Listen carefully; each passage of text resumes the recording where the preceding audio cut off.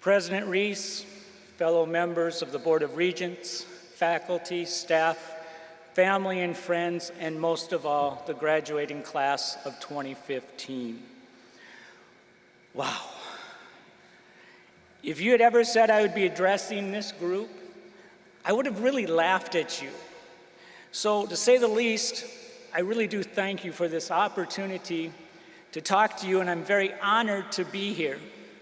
President Reese has asked me to tell my Concordia story. I believe when I am done, you will understand how powerful of a university that we have, that you have. And it's not just a university where we all attended, but it's the place that changed our lives and still supports us wherever and whatever vocation God has called us into. Now, before I can tell you how I got here, I have been blessed, and I need to tell you where here is for me. I've had an opportunity, as President Reese just said, to serve this institution for 9 years. For the last 9 years, I have been involved with President Holst, his vision of bringing the mission, turning the university into ground zero for missions in Minnesota. From his retirement to the search for a new president, then serving with President Reese, as he has helped us strengthen our vision through his promise statement. I'm a senior pastor of a large Lutheran congregation. Emmanuel began way back in 1857, and we are still going strong today.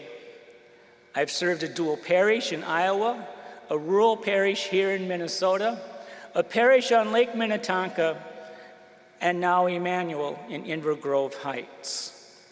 I'm the lead pastor at Emmanuel and have 3 other full-time church workers and many volunteers.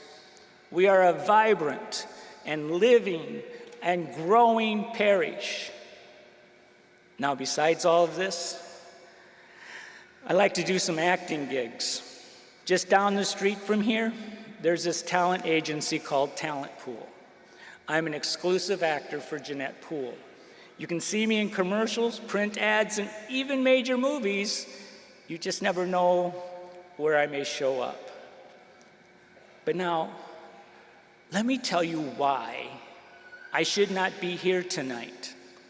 If you knew me as a kid, you would say, no way. When I still go home to my hometown in Marion, South Dakota, they still look at me and go, really? You are a pastor?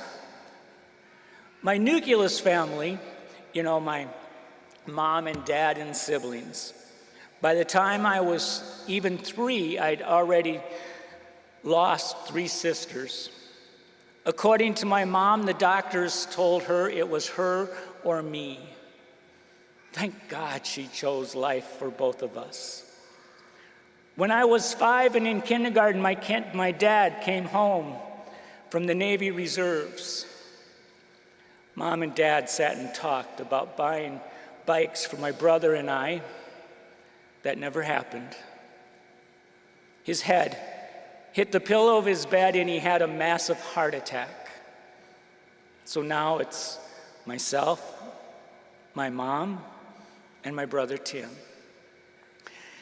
And did I just happen to tell you that I was just about as wide as I was tall? I'm also left-handed, and I'm dyslexic.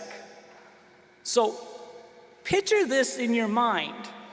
A 3-foot-tall, fat kid, left-handed, dyslexic, coach is screaming at me, and everyone is watching as I try to make a right-handed layup. Doesn't work.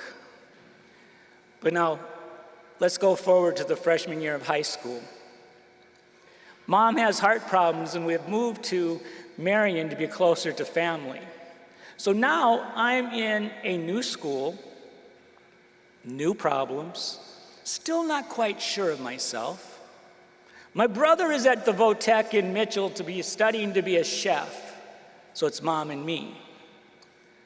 Mom ends up at the University of Minnesota hospital with a bad heart valve. Not wanting to leave me alone, she sought help too late. On a Friday night, we head to Minnesota to see her, but we never made it in time. In the hallway at the University of Minnesota Hospital, the doctors tell us she has passed. So I go back to Marion to plan my mom's funeral with my older and only brother. So now if you're counting, I have now buried 5 of my family members, and it's just Tim and I left. Not only am I an orphan, but I'm also fat, left-handed, and dyslexic. My aunts and my uncles, on my mother's side, they gathered around me and said, hey, choose who you want to live with. Well, I chose the aunt and uncle who lived there out of town on a farm in Marion. So now I'm no longer just a city kid, but now I'm a farm kid. No direction. Nobody really telling me what to do. My older brother, well, Tim was on his own. He was soon to be married. I chose to attend the University of South Dakota, Vermillion. I thought I wanted to be a highway patrolman. But something happened on the way to my criminal justice degree. An admission counselor from this school, from Concordia, came to my dorm room at the university. Some of you may even know him. He has a music ministry. His name is Doug Larson. He talked to me about being a pastor. He talked to me about playing football for CSP. That night, he prayed with me to help me to find peace and make the right decision. So after I left my first year at the University of South Dakota, I transferred up here to Concordia and played football for Coach Surridge. Yes, we were an awesome team going 9-1. Sorry, football players, but we were still the best team, okay? I played end, tackle, and guard, and I was good at it. I sat on the end of the bench, guarded the water, and tackled anybody that came close. But now listen to this. This is what made me a success today. What gave me the courage to face life head on. What gave me the courage in myself to take on the world. It was the professors who believed in me, who saw beyond the left-handed dyslexic orphan and saw something in me. Believing in me, they put up with me. And they taught me the book smarts, but they also taught me about life. They showed me a God who loves me for who I am, and a God who loves me for what I can be with the talents he blessed me with. Concordia became my family. Concordia also blessed me by giving to me a new family. This is where I met my wife and life partner, Leanne. She lived in the nunnery, or as you might know it as Luther Hall. She has blessed me with 3 wonderful sons, Ryan, Tyler, and Michael, and with them 2 daughter-in-laws, and 3 of the most awesome, cutest grandchildren you could ever have. She has walked with me through 2 rounds of cancer, a time of depression, many other hills and valleys, and this year we celebrate 35 years of marriage. Yeah.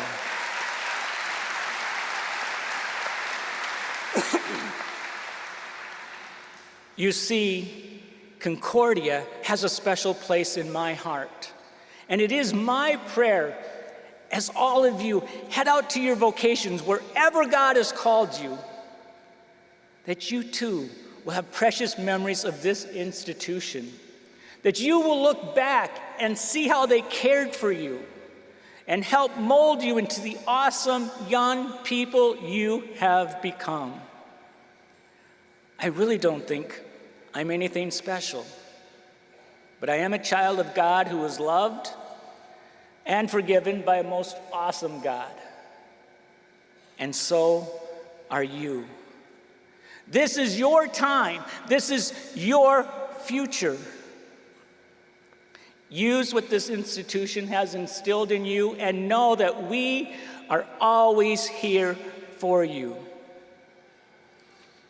But now, before I close, I want to leave you with just a few words of wisdom. You're going to find out in this world there are some things you're going to have to learn on your own. But there are some things you can pick up and learn from your elders. And here's from one of your elders. I have a life mission statement, and it's a simple one. My mission statement is this: learn something new each day and stay true to myself. The first one, learning something new every day, is actually pretty easy. At the end of the day, if you need to know something new, as my wife Leanne tells her students, just ask Mr. Google.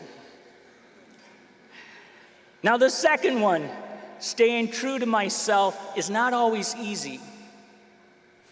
What I have to remember, it's not my coworkers, it's not even my family, but in the end, it's myself that I have to face in the mirror every morning. And when I look at myself, I need to know I have been true to my beliefs, and I have lived to the best of my abilities, that I have not sold out my soul for others or what others may think is important. I need to stay true to myself, my morals, and my beliefs. So as you go out into this world, take my mission statement with you. Learn something new every day and stay true to yourself. Don't sell out for money. Don't sell out for titles. Don't sell out for something that you know is not right. Stay true to your beliefs and your morals and do what your heart tells you to do. Tonight, I really am proud of all of you. And look to the sides and to this stage, your professors, the Board of Regents, they're all proud of you. But take a moment and look back there. Look at the people behind you.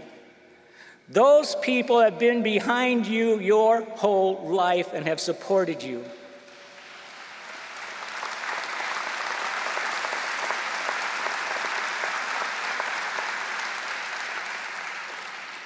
And they, and I can't say it enough, are so proud of you. So tonight, let this be the beginning of the next chapter in your awesome life.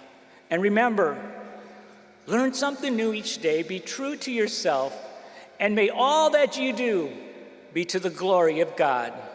Congratulations, class of 2015.